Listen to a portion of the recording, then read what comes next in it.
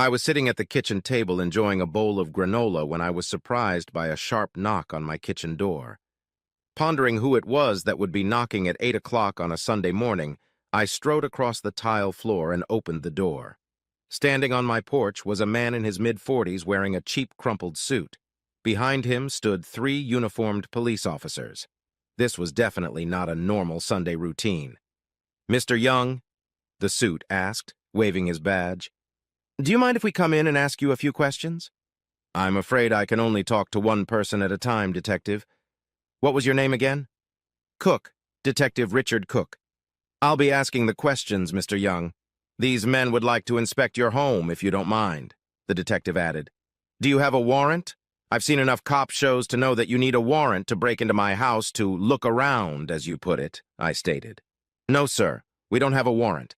I'm asking for permission for these officers to look around your house. You have the right to deny my request. Then I'll have to get a warrant," the detective agreed.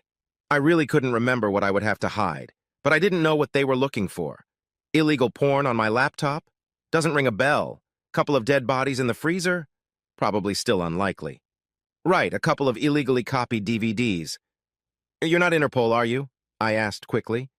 "No, Mr. Young. Believe me, we're not interested in illegally copied movies. Everyone's always worried about that," the detective admitted, shaking his head slowly. "Would you mind telling me what this is about, then?" I asked politely. "Quite unusual for this neighborhood. Why do you want to search my house?" "Sir, there's been a murder and I'm investigating it. These officers are helping me. Is there a reason you want to deny my request?" Detective Cook asked. "Well, yes, because I can. Because I don't want a bunch of strangers wandering around my house. Because the floors are clean and I want them to stay that way, or my wife will give me hell when she wakes up," I replied. "Is that reason enough? How about I drag your ass down to the station and interrogate you for 5 or 6 hours while my colleagues get a search warrant and go through your clean house with a fucking fine-toothed comb?" Cook growled. "You gentlemen can go in and look around while I entertain Detective Cook," I said, addressing the 3 uniformed police officers. I wasn't sure why the cops were so eager to search my house, but I was pretty sure they wouldn't find anything horrible, except maybe those damn tags the kids had ripped off their mattresses and carried past the cash register 15 years ago. If tensions escalated, Cook could go to Penn State and arrest both of my sons. At one time, I had no tongue to warn them about the illegality of removing those damned labels. I pointed to Cook's chair as 3 uniformed men entered the kitchen. I watched as they slowed down and stopped at the island in the center of the room. They turned almost simultaneously to look in my direction. "Only one at a time," I muttered as this holy trinity dived into my box of fresh donuts. I had bought a dozen jelly donuts minutes before they arrived, and their aroma triggered their professional instincts. At that moment, my wife June entered the kitchen, treading carefully, holding the collar of her robe tightly to her throat. "Steve, what's going on? Why are police officers walking around our house eating donuts? Is something wrong?" she asked worriedly. "June, this is Detective Cook. I hope he will enlighten us about the situation by asking his questions." I allowed them to look around, which was the euphemism Cook called the action. "Detective, this is my wife, June. Why don't you tell us why you're here? Investigating a murder? Mr. Robert Morgan was shot and killed last night around midnight. I suppose you both knew him?" "Well, yes. He was June's boss. You must have no shortage of suspects, Cook. That bastard was making cuckolds faster than rabbits breed. You should be looking for a jealous husband, maybe even a whole platoon." I grinned, feeling no sadness at all over the death of my wife's late employer. No one else even smiled. June's face turned whiter than I'd ever seen it, and tears came to her eyes. Cook only nodded slightly, studying my face. Except for June's quiet sobs, the room was dead silent. "Mrs. Young, how long have you been having an affair with your employer, Robert Morgan?" the detective asked. "I didn't really have an affair with him. I mean, really," June sobbed. "It was more of a chance encounter. I wasn't in love with him or anything. We first met probably about 6 months ago. I would never shoot anyone, much less Bob." "I never suggested that, Mrs. Young. I'm just trying to get all the facts," Cook said dryly. "How your husband reacted to your affair with Mr. Morgan. Was he jealous? Angry? Angry when he found out?" Steve had no idea I'd cheated on him until that moment, Mr. Cook. The subject, of course, was never discussed between us. I'm sure Steve would have been upset, but it wasn't enough to kill Bob, June replied, albeit with less conviction than I would have liked from my wife. Really? Grumbled the detective. Mr. Young, how would you answer the same questions? They started sleeping with each other on August 9th of this year, I answered calmly. It was after a dinner party at the Morgans. I'd been called in early because of work problems. He offered June a ride home and slept with her in the back seat of his SUV. I'm not upset because June and I have an unspoken agreement. Simply put, we can sleep with whoever we want, and we do. My revelation made June's mouth drop almost to the floor. It took her a few seconds to process all the information I had just dumped on the detective. I could see the wheels in my head turning very slowly. How come I've never heard of this so-called agreement? June asked indignantly. Because that's what the word unspoken means, dear, I replied quickly. If we were discussing it, I would say that you and I had a verbal agreement, and if we signed and notarized it, it would be a written agreement. Our agreement was unspoken. Well, it would have been nice if I had known about it, June said. I've tried awfully hard not to let you know about Bob. I think from now on, all our agreements should be verbalized or even documented. This wading through crap is getting on my nerves. The answer to that question doesn't strike me as comprehensive, Cook admitted, reaching into his shirt pocket and pulling out a small tape recorder. You both should know that I record everything you say. Mrs. Young, did you date other gentlemen, or was Mr. Morgan your only lover? Of course he was, June protested, perhaps overemphasized. I am a married woman. How can you even ask me such questions? As far as you know, your husband took advantage of this unspoken agreement, or was completely faithful to you, Cook asked. Steve would never break our marriage vows, detective, June replied somewhat indignantly. He's as faithful as an old dog. You can have that on record. Mr. Young, I'm asking you the same questions again. Do you agree with your wife's answers? June has been sleeping with her colleague Bill Anderson since September 15th.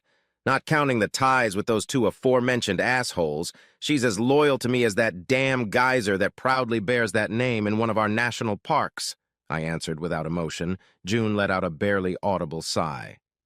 You seem like a remarkably well-informed husband, and even more surprising is your lack of emotion, the detective remarked. Many men would be angry and consider murder if they knew their wife was entertaining two lovers. Why are you so calm about all this, Mr. Young? Like I said, we have an unspoken agreement. June did it practically out in the open, but I was more restrained, if you know what I mean. I smirked shyly. It seemed like June was about to have a stroke. Her eyes had stopped shedding tears. Now they were just popping out of their orbits. Her face was now bright crimson rather than white, and she was crushing a jelly donut with her left hand. The jelly seeped through her fingers and dripped all over her robe, though she didn't even seem to notice it. In other words, are you saying you had a mistress too? Demanded an answer from the astonished detective. And it seems that your wife didn't know about it. Who was your affair with, and when did it begin, Mr. Young? You're very perceptive. No wonder you became a detective before you were 50, I replied wryly. I first made love to Janet Morgan on August 11th, 2 days after her husband slept with June in the back seat of his car. We've managed to do it almost every weekday since then, I fondly recalled. In shock, June brought her hand up to her temple. The action caused the jelly that had been in her hand to settle on her forehead. She didn't seem to notice, and Cook was too polite to get her attention, especially since he was struggling to form a coherent sentence. Good God! You slept with the widow of a murder victim, he exclaimed. I interviewed her briefly last night, and she didn't mention your name once. Is there any chance you're mistaken or trying to make a joke? You want to hear her mention my name, Cook? Hide in her bedroom closet the next time I cover her, and you'll hear her call my name. Of course, I'm not wrong. I distinctly remember the names of all the women I make love to, damn it, I stated emphatically. You said you sleep with women, plural, Mr. Young. Do you have more than one mistress? Now that you ask, I must admit that I've been doing the mambo, a Cuban dance with a distinct rhythm, horizontal style with Lisa Anderson since mid-September. We dance several times every weekend and sometimes even during the week. Jelly was now flowing unimpeded down June's face as she collapsed into a chair in a near-comatose state. Cook was swallowing some kind of small pill. It appeared to be nitroglycerin, a pill for heart disease that my Uncle Phil used from time to time. After taking a moment to collect himself, Cook rushed forward. "Mr. Young, you must understand that you are having affairs with the wives of two men who are sleeping with your wife. May I suggest that this is not a coincidence? I can even tell you that I've seen Mrs. Anderson, and she's very hot. I'm not going to tell you what you can or can't assume. Revenge is having the wives of your wife's lovers. Sweet revenge is even sweeter, and I've been lucky enough to experience that incredible high," I replied with obvious pleasure. "You mean you killed Robert Morgan to avenge his affair with your wife? Hell, you brutalized his wife every goddamn weekday. Isn't that enough for you?" Cook demanded an answer. "The answer to both of your questions is an emphatic no. In due time, you will realize my ultimate revenge," I promised. "What the hell questions did you just answer no to?" the puzzled detective asked, fiddling with his tape recorder to replay his earlier questions. "So, are you saying you didn't kill Robert Morgan, or are you saying he wasn't killed for revenge?" Cook asked after hearing his own questions. "I can answer yes to both of those questions," I answered. "Damn it," roared Cook. "I must remember to ask one question at a time." It was at that moment that one of the uniformed police officers brought a large pistol into the kitchen and waved it in front of Detective Cook's incredulous eyes. "I found this in the gun cabinet in the basement," the officer glowered. "You want to mark it as evidence and admit it?" "That's an excellent idea," Cook exclaimed. "Be sure to have it fingerprinted at the lab. The owner of those prints is either a cold-blooded killer or the dumbest son of a bitch in the world." The cop blushed slightly as he walked out the door, holding my .44 Magnum in one hand and my fucking donuts in the other. "It's starting to trickle down pretty good," the detective grinned, watching the strawberry filling drip from the tip of June's nose onto the kitchen table near the box of donuts. "No pun intended." Morgan was shot with a .44 caliber Magnum pistol. "Do you own one of those guns, Mr. Young?" I saw a .44 Magnum on Bill Anderson one night. It got me thinking. As you well know, jealous husbands can be bastards and murderers. I realized that I needed a gun as good as Bill's in case he came after me in a rage. Not all men are as understanding as I am. So I went out and bought one. "We've got the motive and the gun," Cook smiled. "Now all we need is opportunity. I suppose you spent a quiet evening at home with your wife." "Actually, I spent most of the evening inside Lisa Anderson and in her marital bed, to be exact. I left at 11:12 sharp and came home immediately. June was asleep when I got here. I'm not sure Lisa can remember the time since she was quite drunk when I left," I added. "It's certainly convenient. You remember the exact time you left, but Mrs. Anderson was too distracted to remember anything, and your wife was asleep when you got home. I am almost afraid to ask, but how did you remember the exact time when you left the Anderson residence?" Cook inquired. "Her husband left a message on the answering machine while I was tormenting his wife's flesh. He said he was on his way home from the airport. It was 10:12. I knew the best he could do it in, that is, get home, was an hour. So I did my best to leave before 11:12. I met his car driving through their neighborhood as I was heading home," I said. "Even if you left at 11:12, as you claim, you had plenty of time to get to Morgan's house and shoot him when he opened the door. I think we have enough evidence to arrest you for murder, Mr. Young," the very satisfied detective stated. He was already reaching for his handcuffs when his cell phone rang. Cook gestured for one of his damn boys to follow me when he went outside to keep the conversation confidential. He was gone for almost 10 minutes. The look on his face when he returned told me everything. Damn, Detective Burns just got a full confession from Bill Anderson. He claims he came home from the airport and found his wife dead drunk. He exploded when he noticed a wallet on the floor next to his, passed out, wife. It was Robert Morgan's wallet, so he dragged his gun to Morgan's place and put a hole in it that a cat could be pushed through. He tried to deny it at first, but broke down under Burns' questioning.